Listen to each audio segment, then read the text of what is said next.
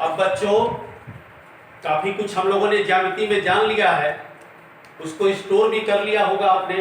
अब हम आते हैं ज्यामिति का दूसरे साइड में। उसमें तमाम तरीके के प्रमेय मिलते हैं, बहुत प्रमेय मिलेगा, बहुत सारे। कुछ बेसिक प्रमेय हैं जो सबको जानना है, चाहे वो 6 में पढ़ रहा हो, 7 में पढ़ रहा हो, 8 में पढ़ रहा हो, यहाँ तक कि 9, 10, 11, 12 वालों को भी जानना है। तो आज हम प्रमेय लेकर आए हैं। आपका पहला प्रमेय आपका है कि सिद्ध करो कि त्रिभुज के तीनों कोणों का योग 180 अंश होता है। आपने त्रिभुज तो अक्सर देखा होगा, 3 भुजाओं से घिरी आकृति, मैंने एक वीडियो में आपको पढ़ाया भी है। तो त्रिभुज के तीनों कोणों का योग 180 अंश होता है, ये हम जानते हैं, पहले से जानते हैं, सब लोग बताते हैं। लेकिन अब हमें ये जानना है कि ये कैसे होता है, ये सिद्ध करना है। आइए हम सिद्ध करते हैं। ध्यान देना, बहुत अच्छी चीज है और बहुत सटीक जानकारी आपको मिलेगी कैसे इसको हम सिद्ध करते हैं। पहली बात कि कैसे प्रमेय को कॉपी पे लिखा जाता है, प्रश्न में देगा ये। अब कैसे करते हैं आप जरा ध्यान देना। आप कोई एक शब्द यूज करोगे, चाहे अंग्रेजी या हिंदी, तो पहले लिखेंगे गिवन, या हिंदी में दिया है, और मन करे तो यहाँ है भी यूज कर सकते हैं, दिया है। और सिद्ध, यहां आप लिख सकते हो सिद्ध करना है, लिख सकते हैं आप सिद्ध करना। तो दिया क्या क्या है, दिया है त्रिभुज, एक दिया है त्रिभुज ABC। तो क्या लिखेंगे, त्रिभुज ABC, यानी ये आपको प्रश्न में दिया गया है। प्रूफ क्या करना है भाई, प्रूफ करना है, कह रहा है प्रश्न के ऐ बच्चों सिद्ध करो कि कोण A, कोण B, कोण C का योग 180 अंश है। और तब इसको सिद्ध करने के लिए अब हमको आगे की बुद्धि लगानी होगी, जुगत लगाना होगा, सोचना होगा क्या करेंगे।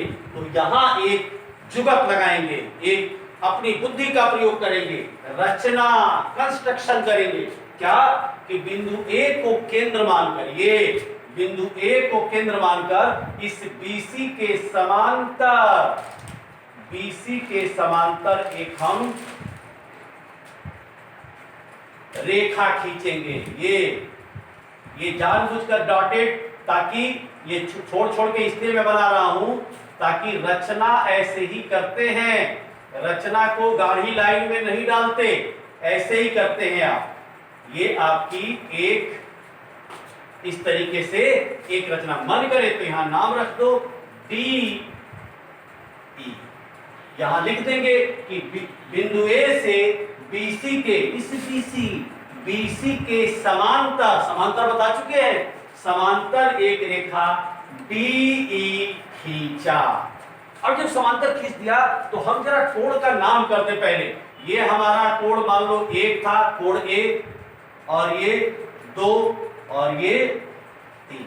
अब मन करे तो यहां आप ये भी लिख सकते हो कि कोण 1, कोण 2 और कोण 3 का योग 180 अंश हमें सिद्ध करना है। थोड़ा सा डार्क कर दे ताकि आपको समझ में आए।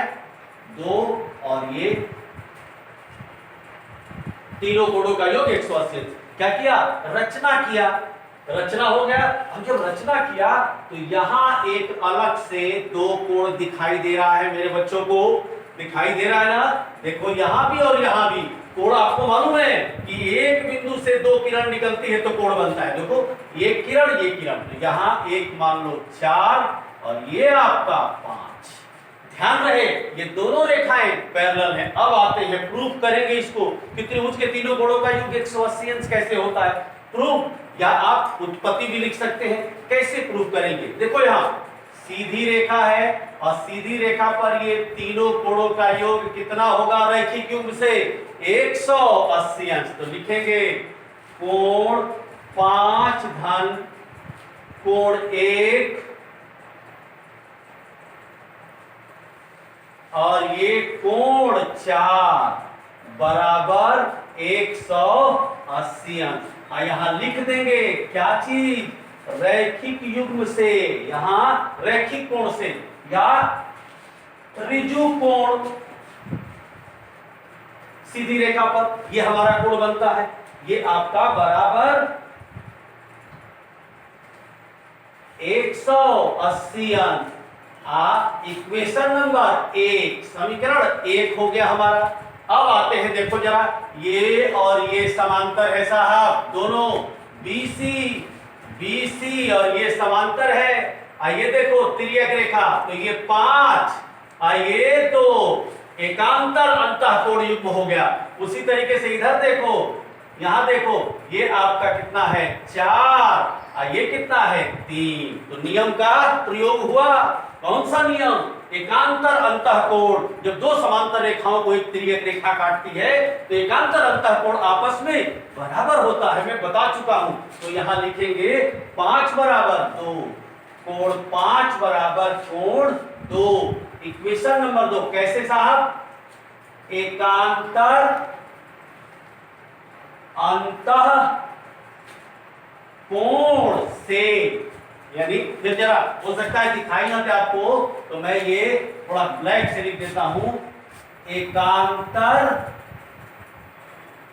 अंतः कोण से 5 बराबर 2। अब वही क्रिया यहां भी, ये भी तिर्यक रेखा है, ये और ये रेखा समांतर है बेटा। देखो ये और ये रेखा समांतर है, तो 5 बराबर 4 बराबर 3। तो लिखेंगे कोण 4 बराबर कोण 3। इक्वेशन नंबर 3 यहां लगा देंगे, यानी कि ये भी किस नियम से? एकांतर कोण युग्म से हुआ। अब जरा देखना ध्यान से साहब, तो यहां लिखेंगे आगे, यहां लिखेंगे कि इक्वेशन, EQ का मतलब, इक्वेशन मतलब समीकरण, ठीक ना? इक्वेशन 1, इक्वेशन 2 एंड, ये चिन्ह होता है एंड का, यानी और कुछ डालिए, नई नई चीजें जानना होगा बच्चों, ठीक ना? ये एंड इक्वेशन 3 से, यानी तीनों इक्वेशन की मदद से। क्या मदद मिल रहा है? जरा ध्यान से, बहुत गंभीरता से, सतर्क रहिए। देखो 5 बराबर क्या है भाई? 2 है, यानी 5 की जगह हम क्या लिख सकते हैं? 2 लिख सकते हैं। जैसे कहा जाए राम को आना है, तब फोन से कह दिए कि भैया राम व्यस्त है, मोहन जाएगा। राम व्यस्त है, मोहन जाएगा। उसी तरीके से ये 5 बराबर 2 है, तो 5 की जगह 2 हो गया, और 4 बराबर 3 है, यानी 4 की जगह 3 हो गया। तो आपका हो गया यहां इनकी मदद से 5 की जगह हो गया हमारा 2, और 1 जेव का तेव, और 4 की जगह हमारा क्या हो गया? 3। आप इसको ऐसे भी लिख सकते हैं, इक्वेशन 1 में इक्वेशन 2 व इक्वेशन 3 का मान रखने पर, तो आपका इतना का आपका कितना हो गया? 180 अंश। तो कितना आसान है, त्रिभुज के तीनों कोणों का योग 180। 1 2 3 दिखाई दे रहा है एकदम क्रम से, या सीधा लिख लो कि कोण 1 धन कोण 2 धन कोण 3 बराबर 180। एक बार फिर हम आते हैं, बिंदु A को केंद्र मानकर एक हम BC के समांतर रेखा खींचेंगे। यहाँ 2 कोण बन गया, ये तिर्यक रेखा की भूमिका में होगा, तो 4 बराबर 3 और 5 बराबर 2, यानी 5 की जगह 2 रख देंगे और 4 की जगह क्या रख देंगे? 3। इस प्रकार त्रिभुज के तीनों कोणों का योग 180 अंश होता है। मुझे उम्मीद है कि समझ में आया होगा। बहुत बहुत धन्यवाद।